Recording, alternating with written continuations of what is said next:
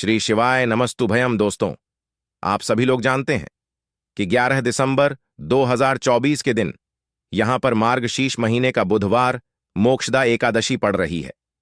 दोस्तों, यह जो एकादशी है मार्गशीर्ष महीने में पड़ने वाला सबसे बड़ी मोक्षदा एकादशी है, क्योंकि यह मार्गशीर्ष महीने में पड़ रहा है जिसका बहुत ही बड़ा और विशेष महत्व होता है। और ऐसा दिन पूरे साल में सिर्फ एक ही बार आता है।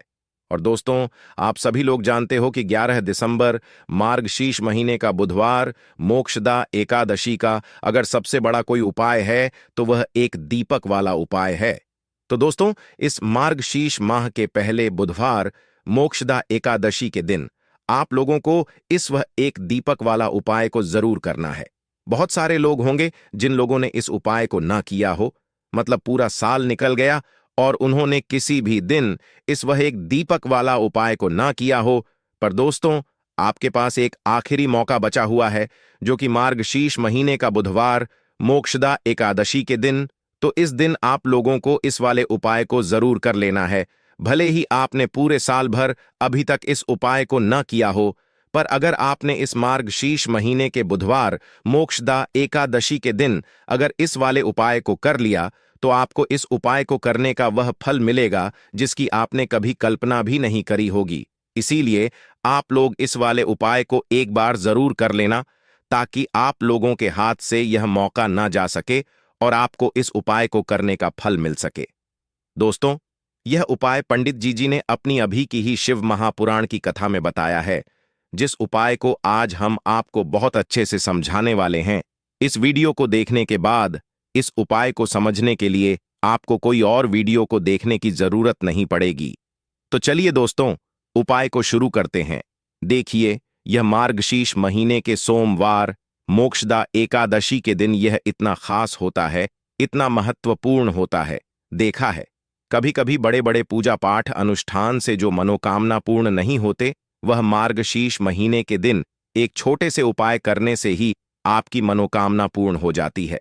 और बहुत सारे लोगों ने इस उपाय को किया भी है और उनको इस उपाय को करने का फल भी जरूर मिला है।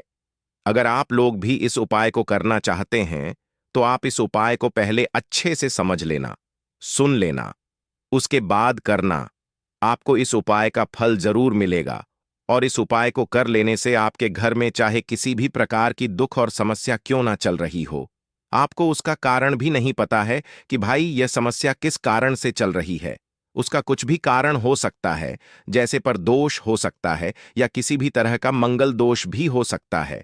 तो इस दिन आप लोगों को एक दीपक वाला उपाय कर लेना है। यह एक ऐसा उपाय है जिस उपाय को अगर किसी विशेष दिन पर किया जाए तो भाई उस विशेष दिन का जो है वह तो हमें मिलता ही मिलता है, पर हमने उस दिन पर इस उपाय को किया है तो हमें उससे भी बड़ा फल मिलता है, और फल बहुत जल्दी मिलता है, क्योंकि आप इस उपाय को बहुत ही बड़े और विशेष दिन पर कर रहे हो। तो चलिए अब उपाय के बारे में बात करते हैं, लेकिन उससे पहले आप लोगों को यह जानना आवश्यक है कि आखिर यह उपाय किस समय करना है, किसको करना है और कैसे करना है। तो चलिए हम आगे आपको वीडियो में एक एक करके बता देते हैं, लेकिन उससे पहले अगर आप लोग हमारे चैनल पर नए हैं तो हमारे चैनल को सब्सक्राइब कर लेना और इस वीडियो को लाइक करके कमेंट बॉक्स में श्री शिवाय नमस्तुभयम ओम नमः शिवाय जरूर टाइप कर देना। तो दोस्तों, इसे एक दीपक वाला उपाय को हमें इस बुधवार मोक्षदा एकादशी के दिन कैसे करना है, किसको करना है, किस समय करना है और कहां पर करना है, ये सारे सवालों के जवाब आपको इस वीडियो में मिल जाएंगे। और जो ये वीडियो देखेगा भाई, उसको इस एक दीपक वाला उपाय जरूर करना चाहिए।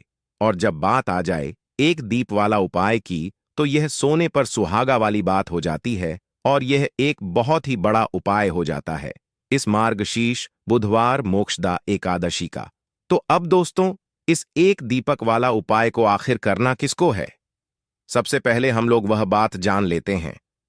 तो देखो, घर की जो बड़ी माताएं बहनें होती हैं, उन माताओं बहनों में से कोई भी एक बड़ी माता बहन इस वाले उपाय को कर सकती है। और दोस्तों, अगर आप चाहे तो अपने घर में से सभी सदस्यों को भी इस उपाय को करवा सकते हैं। अगर किसी व्यक्ति की खुद की कोई मनोकामना है, खुद की कोई दुख और परेशानी है जो कि वह अपने लिए ही करना चाहता है इस वाले उपाय को, तो वह खुद अपने लिए भी कर सकता है। बाकी अगर कोई घर में से ऐसा है जो कि अपने पूरे घर परिवार की सुख और शांति के लिए यह वाला उपाय करना चाहता है, तो भाई वह भी कर सकता है। उसमें भी कोई दिक्कत वाली बात नहीं है। कहने का मतलब यह है कि इस उपाय को हर एक सदस्य भी कर सकता है और पूरे घर परिवार के सदस्य के लिए घर की बड़ी माताओं बहनों में से कोई एक माता बहन भी कर सकती है। माताएं बहनें अगर घर में उपस्थित ना हो या वह यह वाला उपाय ना कर पा रही हो, तो फिर घर का कोई बड़ा सदस्य भी इस एक दीपक वाला उपाय को कर सकता है, चाहे फिर वह पुरुष क्यों ना हो। उसमें कोई भी दिक्कत वाली बात नहीं है। एक दीपक वाला उपाय को, आखिर इस उपाय को हमें किस समय करना, सुबह के समय करना है कि शाम के समय करना है? तो देखो, इस वाले उपाय को आप लोग सुबह के समय भी कर सकते हो और शाम के समय प्रदोष काल में भी कर सकते हो। अब अगर आप पूछो कि भाई सबसे उत्तम समय कौन सा रहेगा इस एक दीपक वाला उपाय को करने का, तो हम आपसे बस यही कहेंगे कि इस उपाय को आप सुबह के समय करेंगे तो ज्यादा बेहतर होगा। बाकी अगर प्रदोष का काल शाम के समय भी करेंगे तो भी अच्छा होगा, उसमें कोई भी दिक्कत वाली बात नहीं है। तो अब दोस्तों, जो अगली सबसे बड़ी और महत्वपूर्ण बात आती है, वह यह आती है कि सुबह अगर हम उपाय को करेंगे तो हमें कितने बजे से लेकर कितने बजे तक के बीच में करना है, और शाम के समय प्रदोष काल में करेंगे तो हमें कितने बजे से लेकर कितने बजे के बीच में करना है। तो देखो, सुबह जितनी जल्दी हो सके आप उपाय को करने की कोशिश करना। बाकी अगर किसी कारणवश लेट भी हो जाओ, थोड़ी देर भी हो जाए, तो 10 या 12 बजे तक भी आप उपाय कर लेना, पर 12 बजे से ज्यादा देरी ना हो। ठीक है, इस बात का ध्यान रखना। उसके बाद में दोस्तों, अगर शाम के समय प्रदोष काल की बात करें, प्रदोष काल का जो समय है होता है वह शाम के 6 बजे से शुरू हो जाता है।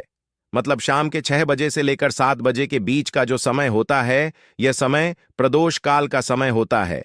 पर अभी जो मौसम चल रहा है, इस मौसम में जो है शाम बहुत देरी से होती है, तो आप इस उपाय को 7 बजे या 8 बजे के बीच में भी कर सकते हो। मतलब शाम के 6 बजे से रात 8 बजे के बीच में आप कभी भी इस वाले उपाय को कर सकते हो, उसमें कोई भी दिक्कत वाली बात नहीं है। देखिए, व्यक्ति के जीवन में अगर उसे जल्दी से जल्दी अधिक से अधिक धन चाहिए, तो उसको हमेशा श्री हरि विष्णु की उपासना करनी चाहिए। श्री हरि विष्णु से जुड़े हुए उपाय करने चाहिए, क्योंकि मां लक्ष्मी स्वयं कहती हैं कि मैं श्री हरि विष्णु के बिना कहीं नहीं जाती। मां लक्ष्मी हमेशा वहां होती हैं जहां श्री हरि विष्णु होते हैं। अब श्री हरि विष्णु को सबसे प्रिय है तुलसी जी का पौधा। अब तुलसी जी के पौधे से जुड़ा हुआ ही उपाय आज की वीडियो में आपके लिए बताने वाले हैं, और यह उपाय इतना चमत्कारी है कि जिन लोगों ने इस उपाय को पूरी सच्ची श्रद्धा से किया है, उन्होंने इसका चमत्कार अपने जीवन में रातों रात देखा है।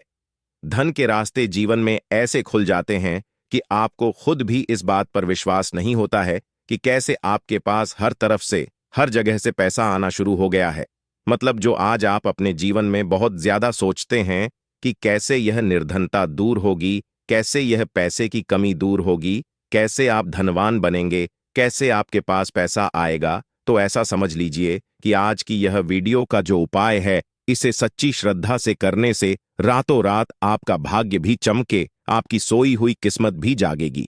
तो चलिए बात कर लेते हैं कि 113 दिसंबर मार्गशीर्ष महीने का बुधवार रम्मा एकादशी के दिन यह उपाय आपको किस समय करना है, कैसे करना है और कौन सा उपाय है, क्या क्या चीजें आपको लेनी है। तो देखिए, अगर आपके घर में तुलसी जी का पौधा है तब भी यह उपाय आप कर सकते हैं। तुलसी जी का पौधा नहीं भी है ना, तब भी यह उपाय आप कर सकते हैं। तो देखिए, आपको सबसे पहले यहां पर लेना है एक मौली धागा, जिसे हम कला बागान है। अच्छा, मौली धागे में 2 कलर आते हैं, एक तो आता है लाल रंग का मौली धागा और एक आता है लाल और पीले रंग का मौली धागा, ठीक है ना। और एक पीला भी होता है जिसका रंग केवल पीला होता है। आप कोई सा भी मौली धागा यहां पर ले सकते हैं। अब यहां पर आपको थोड़ी सी पिसी हुई हल्दी लेनी है, जो कि श्री हरि विष्णु से ही जुड़ी हुई है। थोड़ा सा पानी जल डालेंगे उसके अंदर और उस हल्दी को थोड़ा गाढ़ा गाढ़ा घोल लेंगे, उसका पेस्ट बना लेंगे। अब मौली धागा आपने लेना है थोड़ा सा, ठीक है ना, और उस हल्दी के अंदर आपको अच्छे से उसे डुबा देना है। मतलब हल्दी का लेप उस मौली धागे के ऊपर आपको लगा देना है।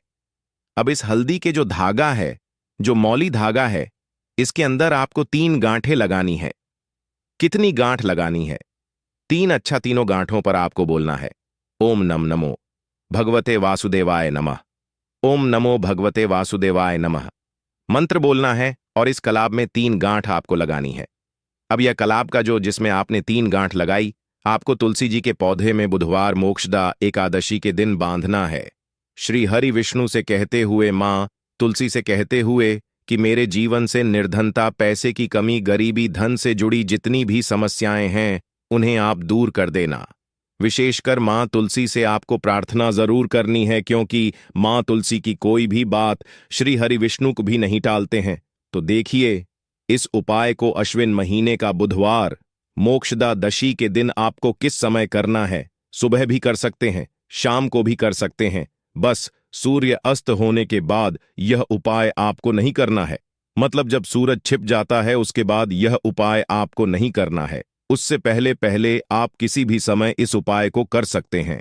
साथ ही साथ शाम के समय में अगर यह उपाय आप सुबह को कर रहे हैं तो शाम के टाइम पर आपको तुलसी जी के पौधे के पास एक देसी घी का दीपक जरूर प्रज्वलित करना है। अच्छा, दीपक तो बहुत सारे लोग तुलसी जी के पौधे के पास लगाते हैं, लेकिन गलती कहां पर कर देते हैं। देखिए, सीधे सीधे आपको ना दीपक जमीन पर नहीं रखना है। या तो आप छोटी सी प्लेट ले लें, उसके अंदर आप दीपक रखें, और या फिर आप क्या करें, थोड़े से अक्षत चावल के जो दाने होते हैं, जो टूटे हुए नहीं होते हैं, वह आप पहले रख दें और उसके ऊपर ही आप दीपक रखें। फूल की पंखुड़ियां भी ले सकते हैं, उसके ऊपर भी आप रख सकते हैं। रखते समय भी आपको मां तुलसी से प्रार्थना करनी है। उनसे कहना है कि मेरे घर में हमेशा धन धान्य भरा रहे, हमेशा धन की वृद्धि होती रहे और फिजूल खर्ची से मैं हमेशा बचा रहूं, कभी भी मेरे घर में धन की बर्बादी ना हो। तो देखिए, यह उपाय जब आप बुधवार मोक्षदा एकादशी के दिन करते हैं तो ऐसा समझ लीजिए कि मां लक्ष्मी और श्री हरि विष्णु जो है वह आपके घर में आकर वास करते हैं। अष्टलक्ष्मी का आपके घर घर में वास होता है। कभी भी धन को लेकर आपको अपने ने पूरे जीवन काल में परेशान नहीं होना पड़ता है, क्योंकि हल्दी जो होती है यह आपके गुरु ग्रह को भी मजबूत कर देती है। ग्रह को भी मजबूत कर देती है, श्री हरि विष्णु को प्रसन्न कर देती है। और यहां पर आपने तुलसी मैया से जुड़ा हुआ उपाय करा है तो श्री हरि विष्णु तुरंत आपकी मनोकामना को पूरा करते हैं। जब मां तुलसी आपकी विश, आपकी इच्छा, आपकी मनोकामना श्री हरि विष्णु से कह देती हैं तो यह उपाय इतना चमत्कारी है कि रातों रात इसका चमत्कार, इसका असर, इसका जो प्रभाव है वह अपने जीवन में आपको देखने को मिलेगा। बस पूरी सच्ची श्रद्धा से आपको यह उपाय करना है। तो यह पहला उपाय है, तुलसी मैया से जुड़ा हुआ उपाय है। अब बात कर लेते हैं दूसरे उपाय की। दूसरा उपाय जो अब आपको बताने जा रहे हैं, यह उपाय भी बुधवार मोक्षदा एकादशी का ही है और इस उपाय को करने से आपका जो भाग्य है वह उदय होता है, चमकता है। आपका भाग्य, आपके भाग्य में अगर दुख, कष्ट, तकलीफें ख है न, वह आपके जीवन से दूर हो जाती है। क्योंकि देखिए, भाग्य में कुछ लिखा हो, उस जो भाग्य में लिखा है ना उसे भोगना ही पड़ता है व्यक्ति को, है ना। लेकिन भाग्य में लिखा हुआ भी आप बदल सकते हैं जब आप भगवान की सच्ची श्रद्धा से, मतलब पूरी सच्ची श्रद्धा से उपासना करते हैं, उनकी पूजा अर्चना करते हैं। तो देखिए, आपको करना क्या है। यहां पर आपको लेनी है एक छुटकी पिसी हुई हल्दी, और हल्दी आपको थोड़ा सा जल डालकर, थोड़ा सा गंगा जल डालकर इसका गाढ़ा गाढ़ा सा पेस्ट बना लेना है। और हल्दी का तिलक सबसे पहले आपको श्री हरि विष्णु को लगाना है। सबसे पहले श्री हरि विष्णु के लगाएंगे और फिर वही हल्दी का तिलक आपको अपनी कलाई पर, ठीक है ना, और अपने मस्तक पर लगाना है। इस उपाय को जब आप करते हैं तब आपको श्री हरि विष्णु से कहना है, मां लक्ष्मी से कहना है कि मेरे दुख, मेरे जीवन में जितने भी दुख हैं, कष्ट हैं जो मेरे भाग्य में लिख गए हैं, उन्हें आप दूर कर देना। आपकी कृपा होगी तो जीवन का बड़े से बड़ा दुख और कष्ट भी दूर हो जाएगा। तो देखिए, जब इस उपाय को आप करते हैं ना, तो हल्दी जो होती है यह एक जगह से, मतलब एक दिशा से सुख और स्वभाव भाग्य को नहीं खींचती है। 4 दिशाओं से आपके जीवन में सुख, धन, वैभव, समृद्धि इनको बढ़ाने का काम करती है। इसीलिए कोई भी जब हम शुभ काम करते हैं, कोई भी अच्छा, जैसे शादी विवाह हो गया, तो उसमें हम हल्दी जरूर लेते हैं, क्योंकि हल्दी जो होती है यह सकारात्मक ऊर्जा को भी बढ़ाती है, सुख सौभाग्य को भी बढ़ाती है, आपके धन को भी बढ़ाती है और आपके गुरु ग्रह को मजबूत करती है। अच्छा, हमारा जो गुरु ग्रह होता है ना, हमारी कुंडली में यह सबसे ज्यादा महत्वपूर्ण होता है क्योंकि धन को बढ़ाने का और अधिक से अधिक धनवान बनाने का जो काम करता है वह गुरु ग्रह ही करता है। तो बहुत ही उत्तम यह उपाय है। इस उपाय को जब आप करते हैं, तिलक हल्दी का लगाते हैं, तो आपके भाग्य के जो दुख हैं वह सुख में बदल जाते हैं। बस पूरी सच्ची श्रद्धा से आपको यह बुधवार मोक्षदा एकादशी के दिन उपाय करना है। साथ ही साथ बात कर लेते हैं अपने तीसरे उपाय की, जो कि स्थिर लक्ष्मी के वास के लिए है। देखिए, स्थिर लक्ष्मी का वास मतलब पैसा घर में आता है और खर्च हो जाए। अगर ऐसा आपके साथ हो रहा है तो बिल्कुल आपको यह गलती नहीं करनी है। यह तीसरा उपाय जरूर करना है और इस आपको बिल्कुल छोड़ना नहीं है। देखिए, महादेव ने स्वयं इसके बारे में बताया है। तो आपको क्या करना है, आपको यहां पर एक देसी घी का दीपक तैयार करना है। तो आपको यह दीपक जलाना है बेल पेड़ के नीचे। तो बेल के पेड़ में शाम के समय धन की देवी माता लक्ष्मी वास करती हैं और महादेव ने स्वयं कहा है कि जो व्यक्ति शाम के समय बेल पेड़ के नीचे दीपक जलाए, कभी भी उसके घर में धन की कमी होगी ही नहीं। तो स्थिर लक्ष्मी का वास होगा। तो आप यह उपाय जरूर करें। एक दीपक बेल पड़ के नीचे अगर आपके घर के आसपास है तो जरूर लगाएं, वरना अपने घर की उत्तर दिशा में एक दीपक आप जरूर लगाएं। हमेशा घर में धन की वर्षा होती रहेगी। तो दोस्तों, यह थे पूज्य गुरुजी द्वारा बताए गए कुछ बहुत ही खास उपाय। अगर आपको जानकारी अच्छी लगी हो तो वीडियो लाइक करिएगा। मिलते हैं फिर एक नए वीडियो के साथ। धन्यवाद।